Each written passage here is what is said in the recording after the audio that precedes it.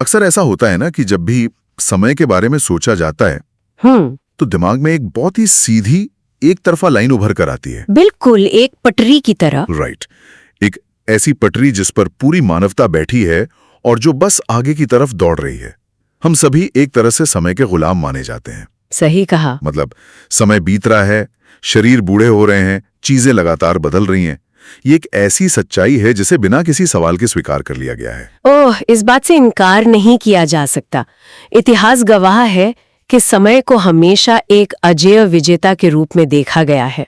चाहे वो बड़े बड़े साम्राज्य हों या इंसानी जीवन, ऐसा माना जाता है कि समय की मार से कोई नहीं बच सकता। बिल्कुल। ये इंसानी अनुभव का एक बहुत ही अटल और थोड़ा डराने वाला हिस्सा है। लेकिन पता है क्या, कैसा हो अगर ये पता चले कि समय कोई सीधी लाइन नहीं है जिसमें इंसान फंसा हुआ है। अच्छा। हाँ, और उससे भी बड़ी बात, क्या हो अगर ये दावा किया जाए कि इस अजेय माने जाने वाले समय पर भी पूरी तरह से विजय प्राप्त की जा सकती है। वाह, ये तो बहुत ही बड़ा दावा है ना? आज की हमारी इस गहन चर्चा का विषय बिल्कुल ऐसा ही है। आज हमारे सामने जो स्रोत है वो 27 मई 2026 का एक विशेष आध्यात्मिक दस्तावेज है जिसे कहा गया है मुरली। राइट। हम यहाँ स्पष्ट कर दें कि हम किसी विशेष मान्यता का प्रचार नहीं कर रहे हैं। बिल्कुल नहीं। बल्कि इस दस्तावेज में मौजूद उन विचारों का निष्पक्ष विश्लेषण कर रहे हैं जो मानव इतिहास और चेतना को देखने का एक बिल्कुल नया नजरिया पेश करते हैं। सही बात है। तो इस चर्चा का हमारा मुख्य मिशन काल पर विजय यानी विक्ट्री ओवर टाइम के इस विचार को डिकोड करना है।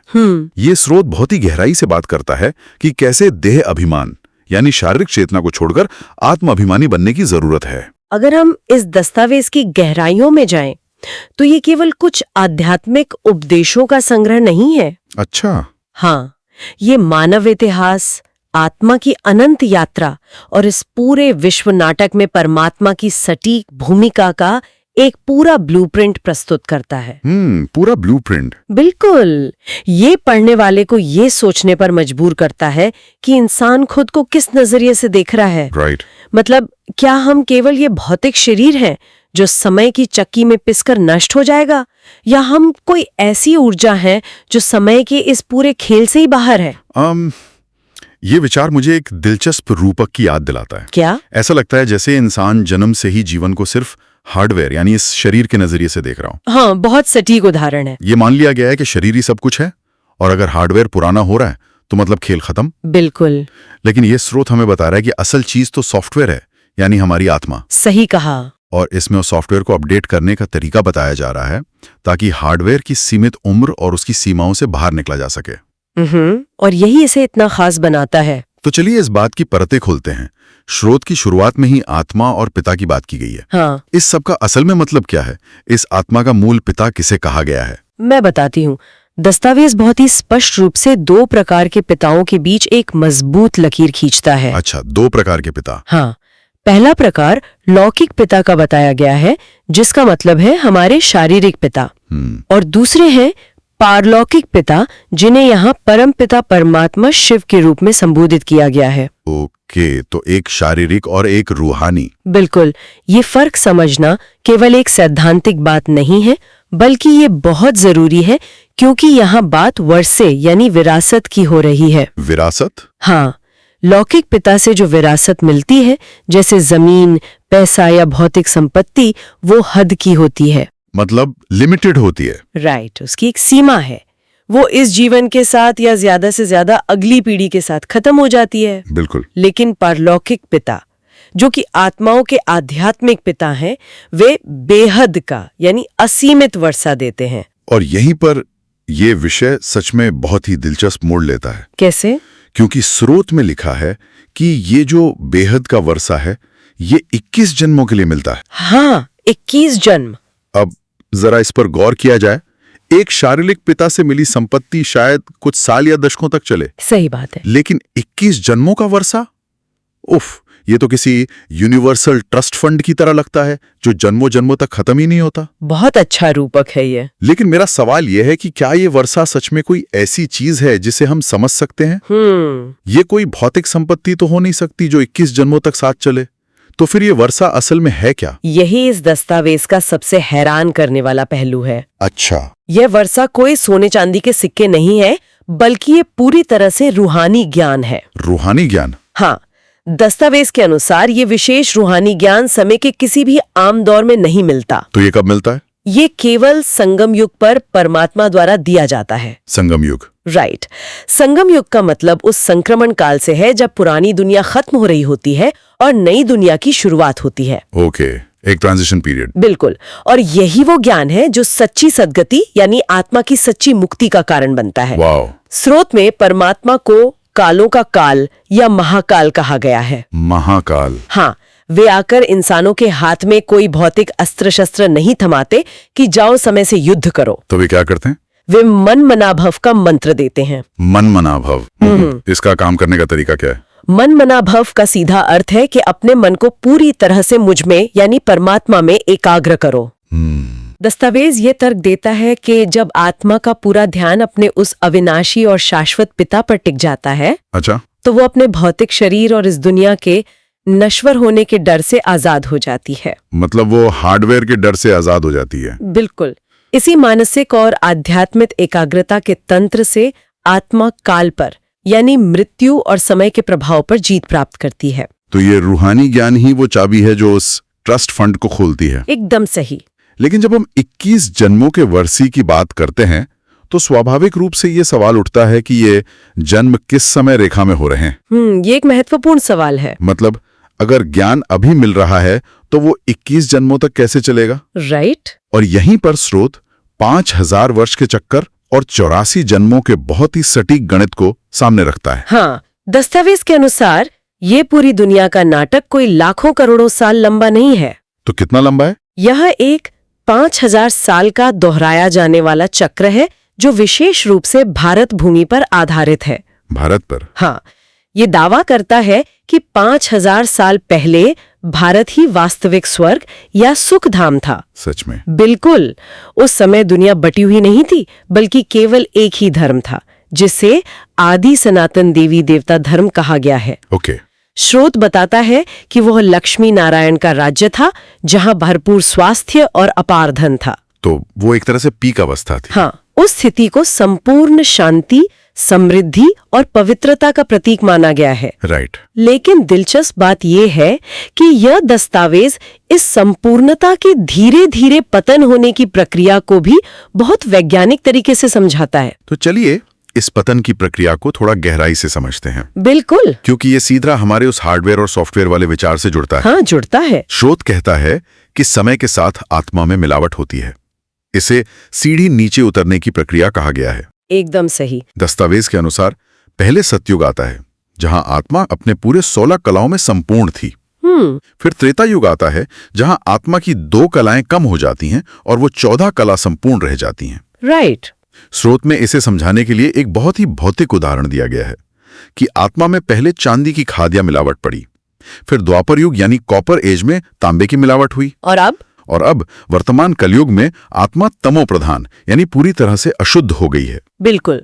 ये मुझे धातुओं के क्षरण या ऑक्सीडेशन जैसा लगता है। हाँ, बहुत अच्छी तुलना है। जैसे साफ लोहा समय के साथ नमी के संपर्क में आकर जंग खा जाता है। सही कहा। लेकिन मेरा एक तार्किक सवाल यहाँ ये है, आत्मा तो अजर अमर मानी जाती है, तो 5000 साल के चक्कर में कोई अमर चीज इतनी भारी या अशुद्ध कैसे हो जाती है कि वो अपनी मूल पहचान ही भूल जाए?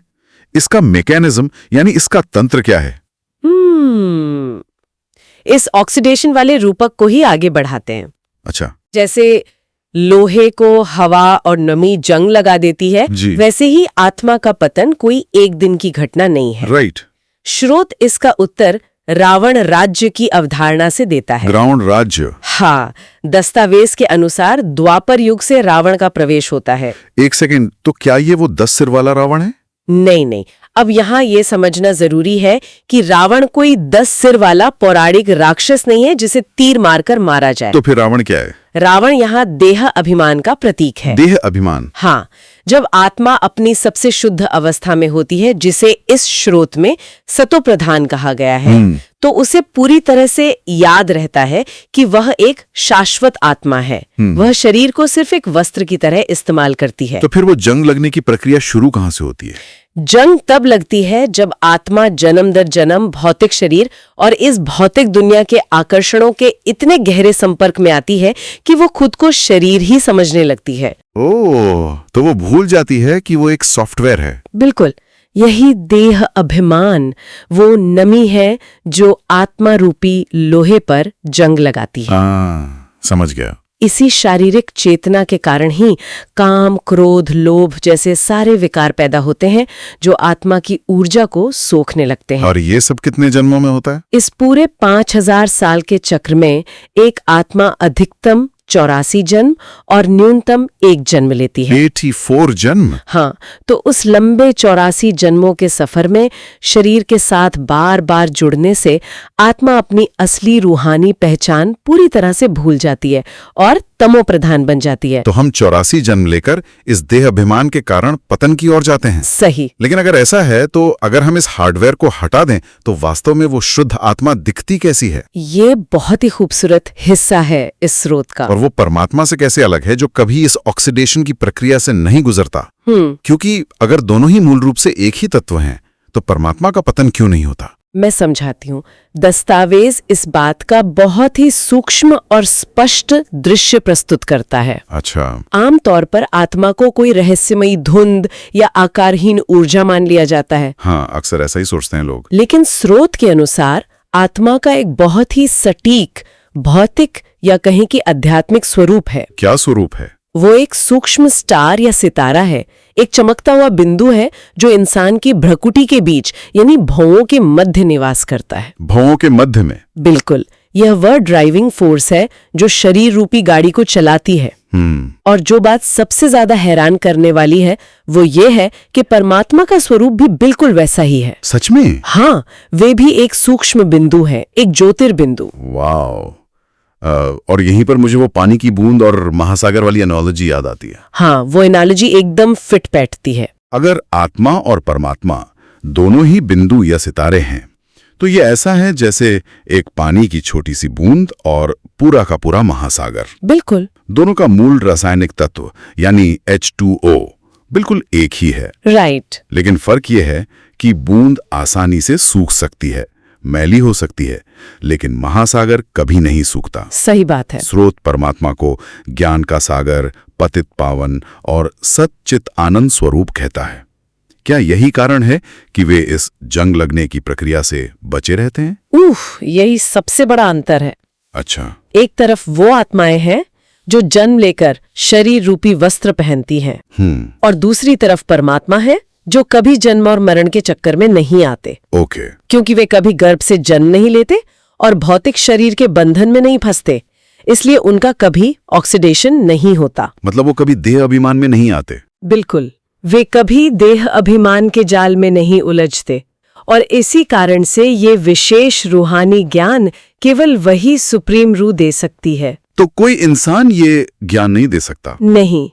स्रोत स्पष्ट रूप से कहता है कि कोई भी मनुष्य, यहाँ तक कि श्री कृष्ण को भी इस पूरी सृष्टि का रचयिता नहीं कहा जा सकता। सच में? हाँ, वे भी इसी 5000 साल के चक्र का हिस्सा हैं और वे भी 84 जन्मों के पतन से गुजरते हैं। ओके। गीता का वास्तविक भगवान उस निराकार शिव को बताया गया है जो इस चक्र से पूरी तरह बाहर है। तो वे चक्र से बाहर होने के कारण सब जानते हैं। राइट।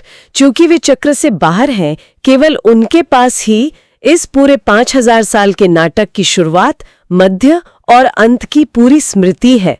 इसीलिए उन्हें बीज रूप कहा जाता है। हाँ, जो पूरे वृक्ष का ज्ञान रखता है। ये एक बहुत बड़ा और साहसिक दावा है। बिल्कुल है। और ये हमें दस्तावेज के सबसे विवादास्पद या कहे कि सबसे ज्यादा विचारोत्तेजक हिस्से की तरफ ले जाता है। हमने परमात्मा के एक विशिष्ट रूप यानी एक बिंदु और परमधाम नामक एक विशिष्ट निवास स्थान के बारे में चर्चा की। राइट। लेकिन ये सदियों से चली आ रही दुनिया की एक बहुत बड़ी दार्शनिक धारणा को सीधे तौर पर चुनौती देता है। कौन सी धारणा? वो धारणा कि ईश्वर सर्वव्यापी है, यानी ईश्वर कण कण में बसा है। हाँ, ये एक बहुत बड़ा पॉइंट है। इस विषय पर दस्तावेज में मातेश्वरी जी के महावाक्यों का बहुत ही गहरा संदर्भ दिया गया है। अच्छा।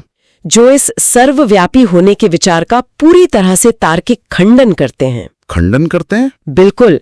स्रोत बहुत ही कड़े शब्दों में कहता है कि परमात्मा को कुत्ते, बिल्ली या पत्थर के कण-कण में बताना धर्म की ग्लानि है। धर्म की ग्लानि? हाँ, यानी ये परमात्मा का सीधा अपमान है। रुको, मुझे यहाँ थोड़ा लॉजिकल पुशबैक देने दीजिए। बिल्कुल, पूछिए। ये बहुत ही सख्त दावा है। सदियों से लोग यही मानते आए हैं कि भगवान हर जगह है। अगर भगवान कण-कण में नहीं है, अगर वो हर जगह मौजूद नहीं है, बल्कि परमधाम में बैठा एक बिंदु है, राइट, तो संकट के समय में एक आम इंसान जो मदद मांगता है वो उस तक पहुंचती कैसे है? ये एक बहुत ही अच्छा सवाल है। मतलब अगर कोई ट्रैफिक में फंसा है या अस्पताल में है और कहता है कि भगवान मेरे साथ है, तो बिना वायरलेस कनेक्शन के परमधाम से वो मदद कैसे आती है? क्या ये सिर्फ एक मनोवैज्ञानिक तसल्ली है या कोई वास्तविक ऊर्जा का ट्रांसमिशन होता है? मैं समझ रही हूँ आप क्या कह रहे हैं। जब जीवन में माया का तूफान आता है तो एक दूर बैठे भगवान का सहारा व्यावहारिक रूप से कैसे लिया जाए? ओह, ये एक बहुत ही व्यावहारिक सवाल है और हर किसी के मन में आता है। बिल्कुल आता है।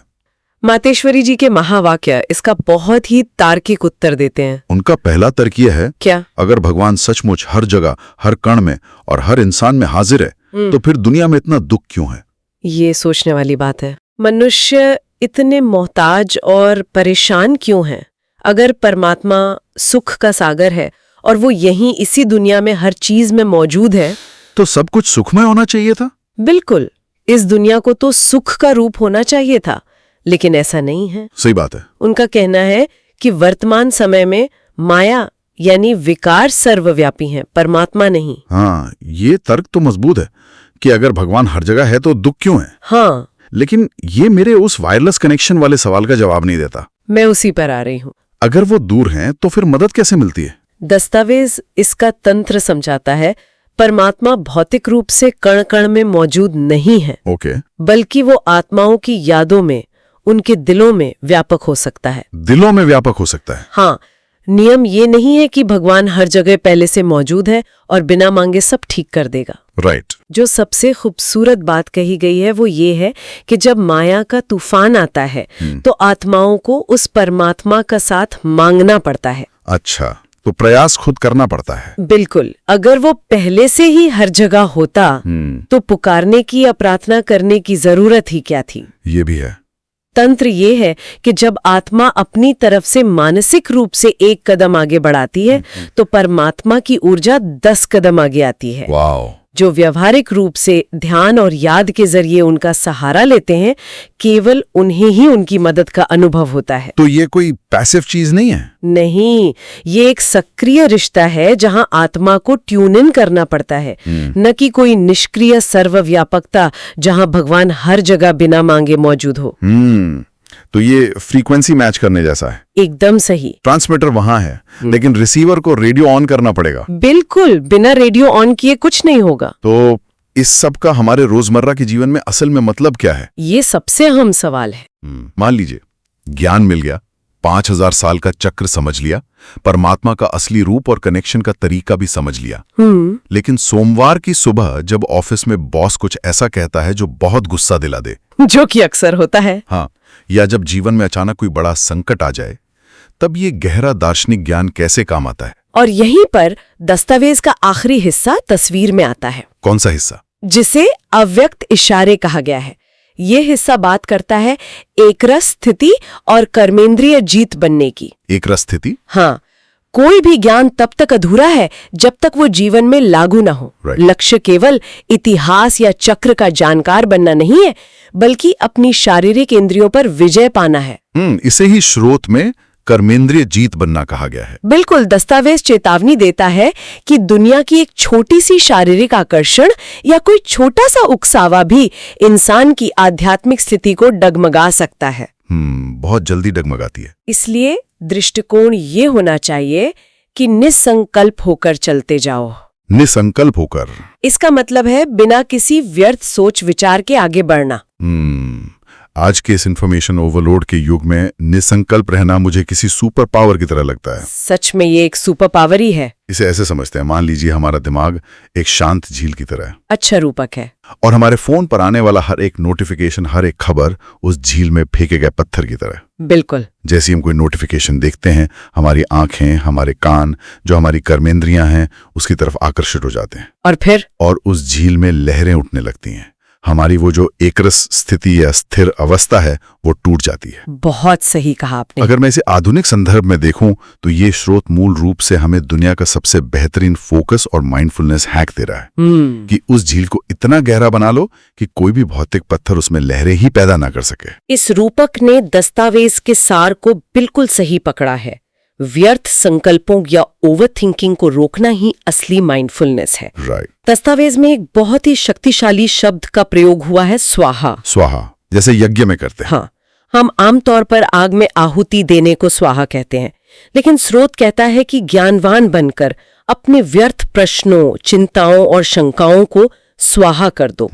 मतलब उन्हें खत्म कर दो, यानी उन्हें अपनी मानसिक अग्नि में पूरी तरह से जला दो, ताकि समय और ऊर्जा दोनों बच सकें। वाओ। बाहर चाहे जितनी भी हलचल हो, अंदर हलचल में नहीं आना है।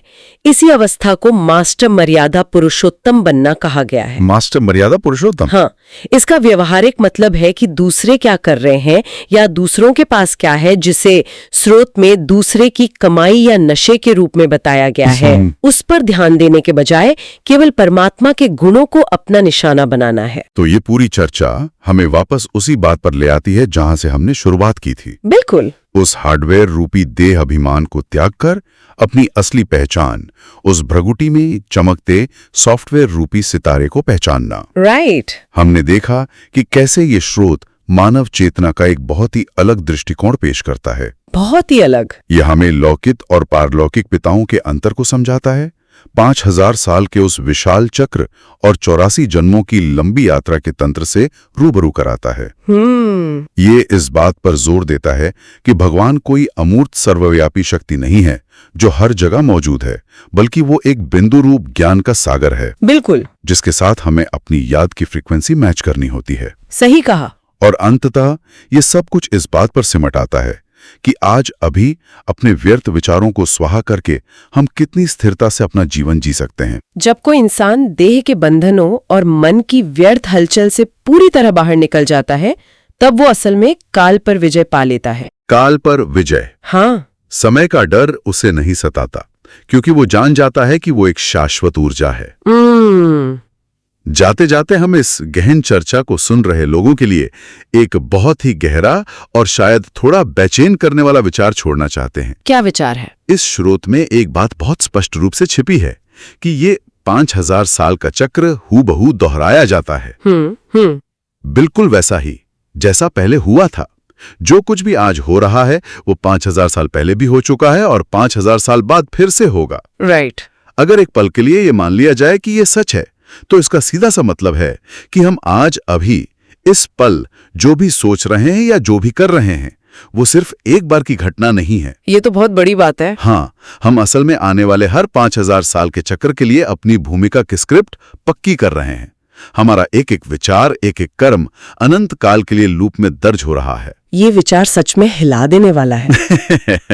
है ना? ये इंसान के हर कर्म और हर छोटे से संकल्प को एक बहुत बड़ी जिम्मेदारी दे देता है। बिल्कुल दे देता है, क्योंकि कुछ भी व्यर्थ नहीं जा रहा है, सब कुछ रिकॉर्ड हो रहा है। तो उस हार्डवेयर की सीमित सोच से बाहर निकलना जरूरी है। सही बात है। अपने सॉफ्टवेयर को अपडेट करने का समय आ गया है और खुद से ये पूछने का समय है, अगर सब कुछ अनंत काल तक दोहराया जाना है तो आज आपका अगला संकल्प क्या होने वाला है? इस पर गहराई से विचार करना बहुत जरूरी है। तो इसी विचार के साथ हम आज की ये गहन चर्चा यहीं समाप्त करते हैं। हमारे साथ जुड़ने के लिए धन्यवाद।